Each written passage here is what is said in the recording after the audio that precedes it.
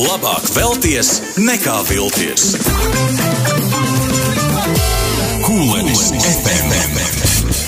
Adelīna, zini, ko es sapratu no patās? Es esmu pēdējā laikā ļoti veiksmīgi izvairījies no tā, ka man jāgriež tie daudzie potenciometri. Kad atnāk pilna studija ar ciemiņiem, tad tu esi pie pults, un Adelīna šobrīd ir uzgriezuši vesels 3 tagad.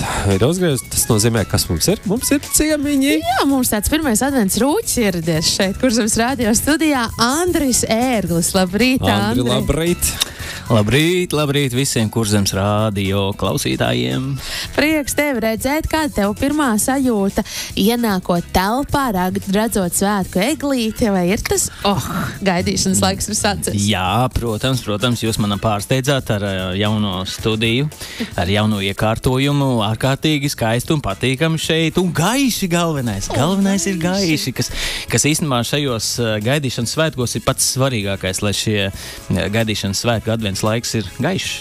Un tu jau mums arī tādu gaišu brīnumiņu esi atvedis, tā ir dziesma ar nosaukumu Svētku rīts, un arī tieši par godu šim te gaidīšanas laikam. Bet, Andri, tā kā vakar bija pirmā advente, varbūt tev arī ir savas tradīcijas mājās, nu noteikti apaļais vainags. Zinu, mūsdienās vairs nevar teikt, ka tikai apaļš, lai gan apaļumam varbūt ir sava dekorācija ar sveču papildinājumu. Arī bez svecēm dar. Jā, nē, protams, kad viennozīmīgi advents vainags, tas ir uz galda vienmēr bijis šajos svētkos, un vakar tika iedegta pirmā svece. Kaut gan man vakardiena bija darba diena. Es biju vakar tālajā Daugavpilī. Un atbraucot atpakaļ, skaisti bija mājās, kad deg svecītes. Bet pats tas svarīgākais, ka gribās jau sagādāt prieku bērniem. Un tad šajā gaidīšanas laikā, kā jau bērniem patīks izdomāt visādas dāvanas, ko viņi gribētu saņemt šajā laikā. Un tad šis rīts vispār atnāca tāds man bērniem, ka bija jau zeķes noliktas, pilnas jau ar visādiem gardumiem un lietiņām, ko viņi jau bija uzrakstījuši Ziemassvētku vecītim, un Ziemassvētku vecītis jau advents laikā pasteidzies jau un sāk jau nest palēnām pa dāvanām. Jā, palēnām, un tās lielās dāvanas, protams, būs tikai Ziemassvētkos, jā. Bet tās 24 dieniņas, vai ne? Tad tur ir tāds mazais. Jā. Tas ir. Un galvenais ir tas, ka parasti, bērniem ir grūtāk pamosties no rīta. Šeit nekādas problēmas. Vispār jau pulkstenis, es klausos kad 15 pār 6. Televizors iet. Es nesaprotu, kas tā pa lietu. Tu vēl neesi pat paspējis pamosties. Paspējis pamosties, kad viņš jau mani pamodinājis. Un tad ir pirmais, protams, ka es kāpu no gultas ārā, tad jau nāca to zeķi. Tas bija forši. Tur nevarētu visu cauru gadu tāds decembra vai zeķītes vai tās kalendāra durtiņas ir jāvar vaļā. Vienīgi tad vecākiem varētu draudēt bankrots arī kādā mirkli. Tur papildus budžets ir vajadzīgs. Visu gadu strādā. Tad ir atvaļinājumā nevar iet. 24 dienās viss gadā sastrādātais aiziet bērniem mantiņās. Labi, bet visu gadu mēs strādājam, tās 24 dienas mēs tos pārsteigumiņus meklējam un to maģiju paši uzbūram, un tad piedzīvojam to svētku rītu 24. skaitās vakars, un tad 25. rīts, bet mēs jau tā Latvijā to 24. Un dziesma arī ir par 24. decembru. Pastāst par svētku rītu. Tavā izpratnē.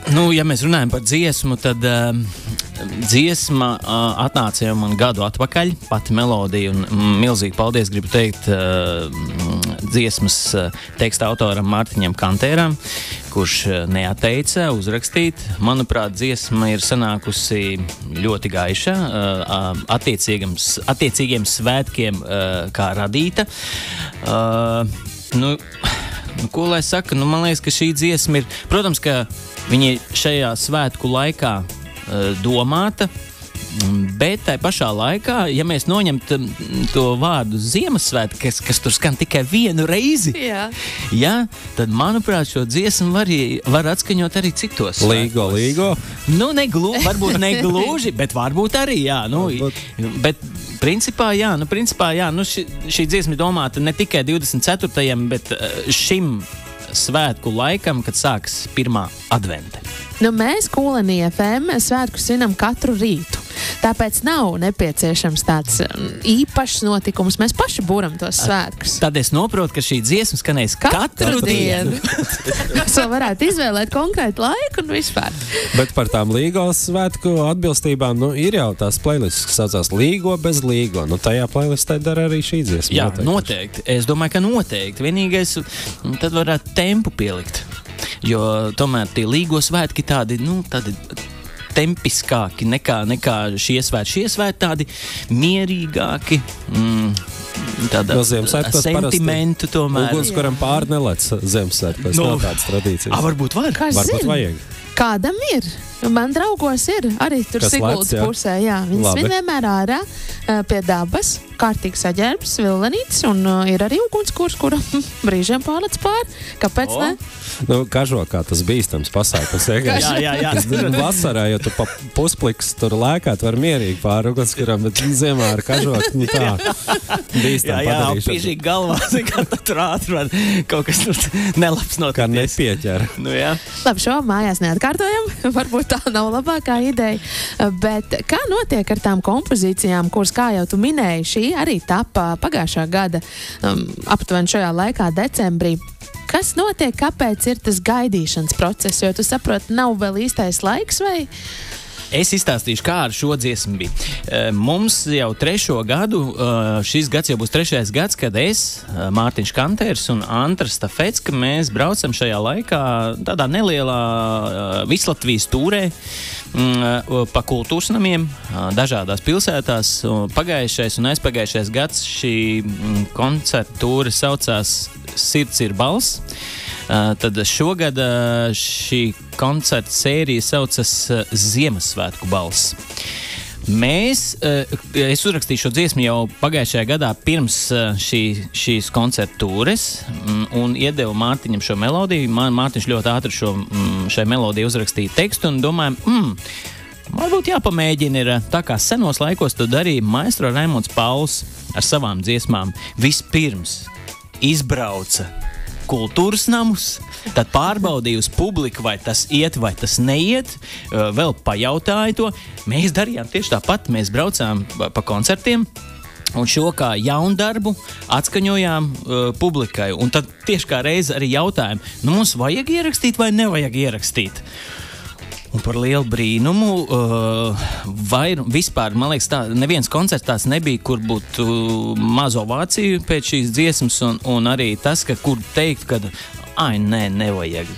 Un visur bija, un tad pagājušajā gadā kaut kā laiks pietrūka tam, bet īstenībā labi vien ir, ka pietrūka, jo tad nebūtu tik forši tā kā tagad, jo tad jau bija jau kaut kā, ja nemaldos, jau 2. vai 3. adventa, un tad būtu par vēlu jau. Tad jau aplausometrs ir nostrādājis koncertos, un tas ir uzrādījis brīnišķīgu rezultātu, un prieks, ka tiešām tas vainagojies panākumiem, un svētku rīts jau ir pie mums, un tūlīt klausītāji to arī dzirdēs pirmatskaņojumu Kurzemes radio Viļņos, bet pastāstīja par gaidāmo koncertu tūri, ar ko tā atšķirsies varbūt šogad, un kur tev varēsim satikt kopā ar draugiem. Koncerta tūri jau, kā tas ir zināms, ir dziesmas, kuras neizbēgami ir jādzied katrā koncertā. Tas tāpat tā kā, ja Andra Ērgli ierauga jebkurā citā koncertā, jūs taču saprotiet, bez kuras dziesmas, nekādi. Tad visi izņem no kabatas to laimes akmentiņu un ripi tavā virzienā. Jā. Un te gan ir stāsts par to, ka vienalga tās ir Lieldienas, Ziemassvētki, Līgo, Mārtiņu, Pēteri un ko tik vēl varētu mēs nesaukt. Arī dzimšanas dienās. Arī dzimšanas. Jā, it sevišķi manā. Bet, protams, ka tās ir zināmās Ziemassvētku dziesmas, kuras, kā man ir viena no populārākajām dziesmām reiz Ziemassvētkos, kur visus gadus jau pagājušajā gadā un aizpagājušajā gadā skanēja, un arī šogad skanēs, jo bez viņas kaut kā nekādi. Un, protams, tad nāk arī klāt, lai nebūtu tā, ka tie cilvēki, kas bija pagājušajā gadā vai aizpagājušajā gadā un domā, atkal viens un tas pats būs. Nē, tā nebūs. Būs tikai dažas dziesmas, kas ir no iepriekšējiem gadiem, un pārējais atkal ir pilnīgi jaunas un veci jaunās, kā saka, zināmās jaunās. Un būsim mēs, tagad jāmēģina atcerēties, kur mēs būsim. Mēs būsim Alūksnē, tad mēs būsim Madonā, tad mēs būsim Jēkabpilī, tad mēs būsim Tukumā, tad mēs būsim Liepājā, tad mēs būsim Ventspilī, tad mēs būsim Ulbrokā. Tā, ko lai es vēl neaizmirstu. Es pilnīgi redzu, kā brauc cilvēks pa karti. Tā ir. Varētu pat uzlikt tev tur fonā, lai vieglāk. Kaut kur Zemgales pusē nebūsiet? Zemgales pusē. Kaut kur Jelgavā, Dobelē. Dobelē, jā, Dobelē būsim. Tāda loterija mēs te varam spēlēt. Labi, bet tas ir jāskatās. Jā, paskatīties, jā. Viss jau arī tu nevar atcerēties. Es pilnīgi saprotu tomēr. Bet tu tās galvenās, man liekas, es nosaucu. Tu galvenās nosaucu. Kad sākums? Sākums ir, mēs sāksim ar 13. decembri, un tad jau jāsako līdzi. Tad jau tev vēl mazliet laiciņš ir, bet mēģinājumi jau notiek. Visi kopā sabraucam. Bet, protams, mēs jau sākam no Līgo jau. Jau no Līgo? jā, tikko kā nosvinējam, tā sākam jau mēģināt Ziemassvētkiem. Un tad, kad tagad beigsies Ziemassvētki un jaunais gads, tā mēs atkal sāksim gatavoties Līgo. Uz karstām oglēm uzreiz. Protams, jau kurināsim ugunskura un atkal leksim pāri. Es nezinu, es ceru, ka neviens neņems to ideju par nopietnu lekt pāri ugunskuram ar kažoku. Katros svētkos. Kaut ko. Valentīna diena, sieviešu diena, visos svētkos mēs lecam pāri ugunskuram. Tā ir ideja. Es domāju, šo vajag ieviest dabā. Bet tad mūsu ārzemju viesi nesapratīs, kas ir mums notiek. Es piesakos uz patentēšanu. Tas tagad ļoti slaveni ir. Ko tikai sadomā, tas jāpatentē. Jā. Dziesma arī būs patentēta.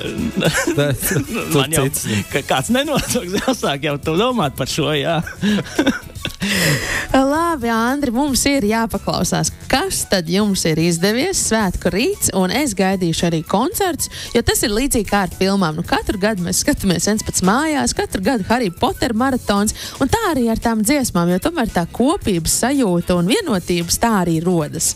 Mēs zinām visus vārdus, mēs zinām melodiju, un lai tautās iet arī dziesmu svētku rīts, ka mēs katru gadu no jauna viņu gribam dzirdēt un dziedāt kopā.